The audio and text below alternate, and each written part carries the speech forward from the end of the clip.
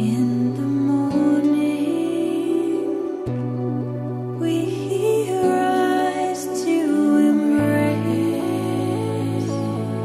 the coming light, and we open our eyes with the beauty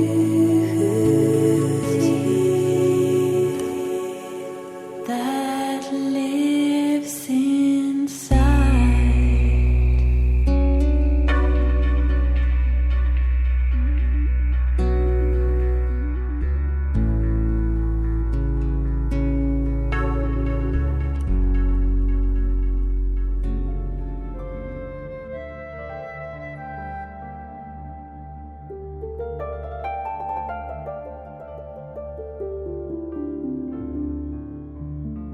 And so after I perfected my own learning process on the connected breathing rhythm in 1974 and started training other people and training teachers of the breathing rhythm, it started spreading faster than I could keep up with it. And so after it spread to a few 100,000 people, I realized that I wanted to learn some more. And so I had realized almost everything that the Western world has to offer. But I read books about immortal yogis and I wondered if they were still alive. And so I decided to start looking for them. So they had to be at least 300 years in the same body in order to qualify for my research. The greatest one that I met was called Babaji. And I met him in a body which is 9,000 years old. And I met a couple other immortal yogis that are over 2,000 years old. And so after I started studying these people for a few years, it wasn't difficult for me to notice that they don't give lectures. And so I had to hang around them and study their lifestyle in order to figure out what they were doing that mortals were not doing. And when I eventually figured out what it was, I realized that it was so simple that I was embarrassed to talk about it myself. They do fundamental practices with earth, air, water, and fire. And they have harmonious, loving relationships with everybody. The principles that the immortal yogis base their lives on can be digested into 6 simple words. They remember the mantra, to repeat the mantra over 24 million times, and all of them that I met use the mantra Om Namah Shivaya.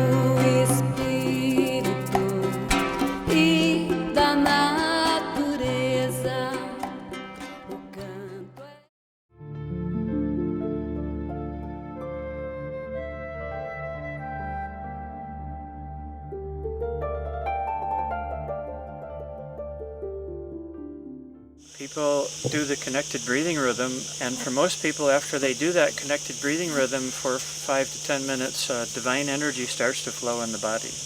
And the flow of divine energy gets stronger and stronger until it peaks, and then it recedes naturally.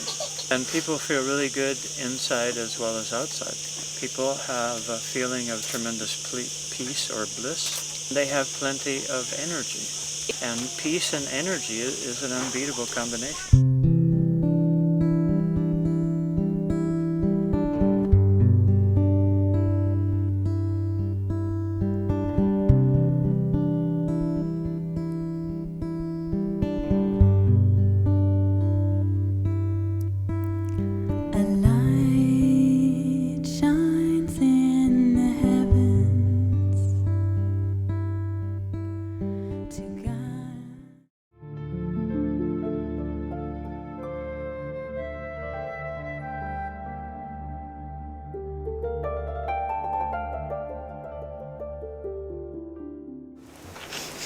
La primera cosa que vamos a mirar es dónde respira. Una respiración ideal es a la vez en el vientre y en el pecho. No hay nada que decir porque ella está usando las dos cosas. Si no, sería la primera cosa que hay que rectificar. Si respirara solo en el vientre, yo le diría, sube un poco más en el pecho. Si solo respirara en el pecho, le diría, intenta también usar el vientre. Cuando le dices eso a una persona, hay mucha gente que enseguida lo hacen. Y hay otras personas que no pueden. Si no pueden, no insisto. Con el tiempo se va a hacer solo. La segunda cosa es que está respirando demasiado despacio. Respira un poco más rápido. Bastante más rápido.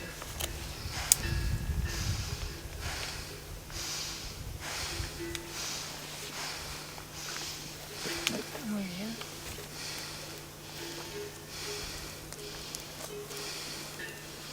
¿Veis la diferencia? Muy bien, ya puedes parar si quieres porque si no va a ser... Ahora, si sigue así, seguro que entra un ciclo, pero ya.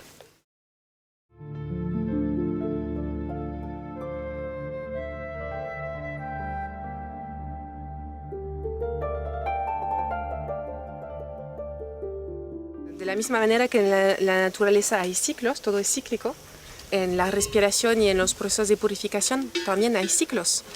Por ejemplo, Leonard se ha dado cuenta, llevando cursos, que hace falta 3 días para que las personas realmente lleguen al sitio y estén en un estado de bastante apertura para poder recibir cierta cantidad de información.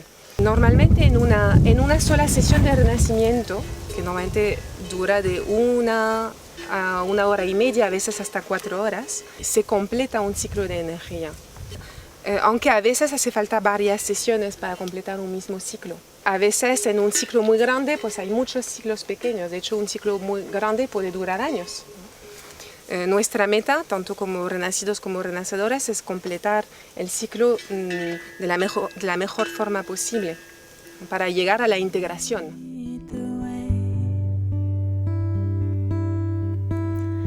A ray of hope to shine upon us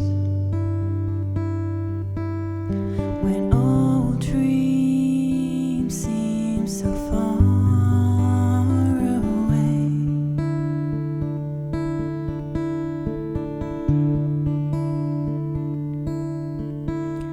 While earth rests in slumber,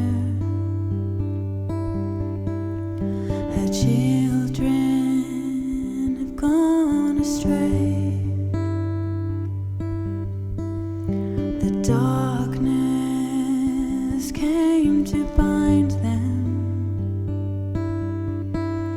to tie them to a world of pain.